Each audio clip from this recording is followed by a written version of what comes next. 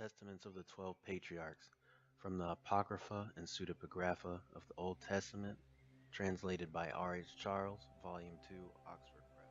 The Testament of Simeon, the second of Jacob and Leah. A copy of the words of Simeon, the things which he spake to his sons before he died, in the 120th year of his life, at which time Joseph, his brother, died. For when Simeon was sick, his sons came to visit him, and strengthened himself, and sat up, and kissed them, and said, Hearken, my children, to Simeon your father, and I will declare what things I have in my heart. I was born of Jacob, as my father's second son, and my mother Leah called me Simeon, because the Most High had heard her prayer. Moreover, I became strong exceedingly. I shrank from no achievement, nor was I afraid of aught. For my heart was hard, and my liver was immovable, and my bowels without compassion, because valor also has been given from the Most High to men in soul and body. For in the time of my youth I was jealous in many things of Joseph, because my father loved him beyond all, and I set my mind against him to destroy him, because the prince of deceit sent forth the spirit of jealousy and blinded my mind, so that I regarded him not as a brother, nor did I spare even Jacob my father. But his power and the power of his father sent forth his angel, and delivered him out of my hands.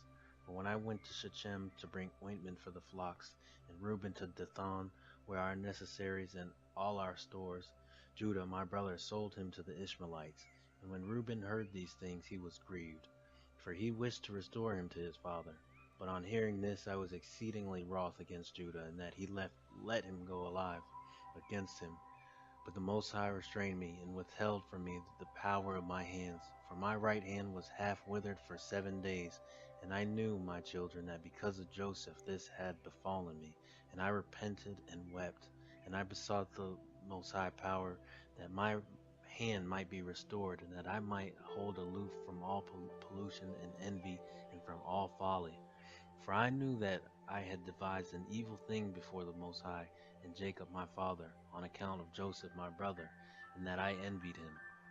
And now, my children, hearken unto me, beware of the spirit of deceit and envy, for envy ruleth over the mind of a man, and suffereth him neither to eat nor to drink nor to do any good thing. But it ever suggesteth to him to destroy him that he envieth, and so long as he that is envied flourisheth, he that envieth fadeth away. 2 years before I afflicted my soul with fasting in the fear of the Most High, and I learnt that deliverance from envy cometh by the fear of Ahiah.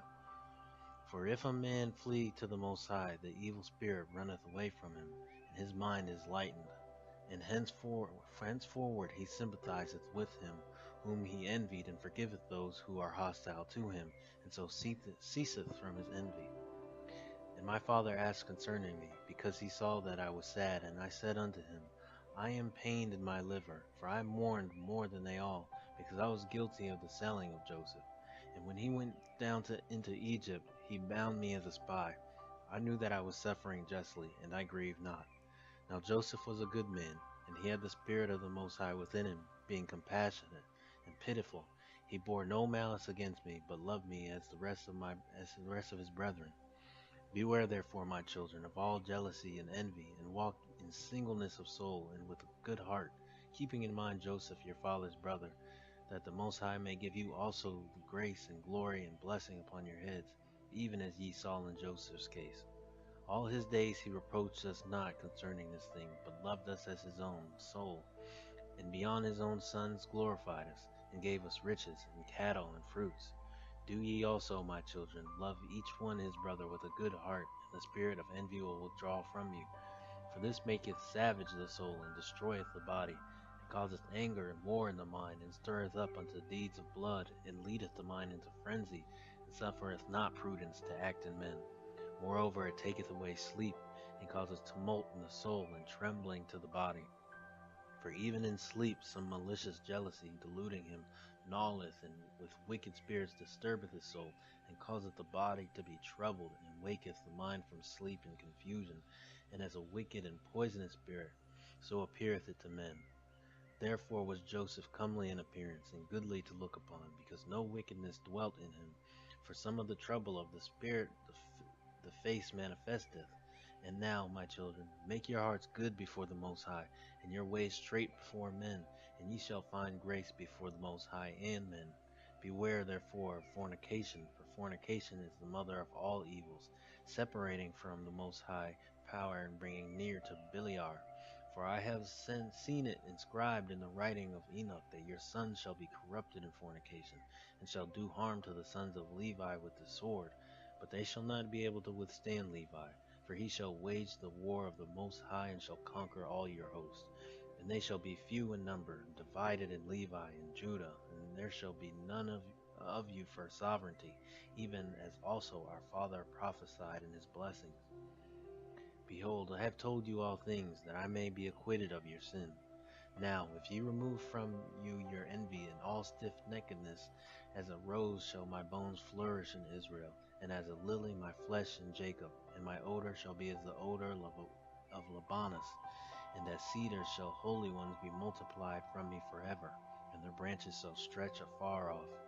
Then shall perish the seed of Canaan, and a remnant shall not be unto Amalek, and all the Cappadocians shall perish, and all the Hittites shall be utterly destroyed. Then shall fail the land of Ham, and all the people shall perish. Then shall all the earth rest from trouble, and all the world under heaven from war. Then the mighty one of Israel shall glorify Shem, for the Most High power shall appear on earth, and himself save men. Then shall all the spirits of deceit be given to be trodden under foot, and men shall rule over wicked spirits. Then shall I arise in joy, and will bless the Most High because of his marvelous works, because power hath taken a body and eaten with men and saved men. And now, my children, obey Levi and Judah, and be not lifted up against these two tribes, for from them shall arise unto you the salvation of power. For the Most High shall raise up from Levi as it were a high priest, and from Judah as it were a king, power among man. He shall save all, the Gentiles and the race of Israel. Therefore I give you these commands, that ye also may command your children, that they may observe them throughout their generations. And when Simeon had made an end of commanding his sons, he slept with his fathers. They laid him in a wooden coffin to take up his bones to Hebron. And they took them up secretly during a war of the Egyptians. For the bones of Joseph the Egyptians guarded in the tombs of the kings. For the sorcerers told them that on the departure of the bones of Joseph there should be throughout all the land darkness and gloom, and an exceeding great plague to the Egyptians, so that even with a lamp a man should not recognize his brother. And the sons of Simeon bewailed their father, and they were in Egypt until the day of their departure by the hand of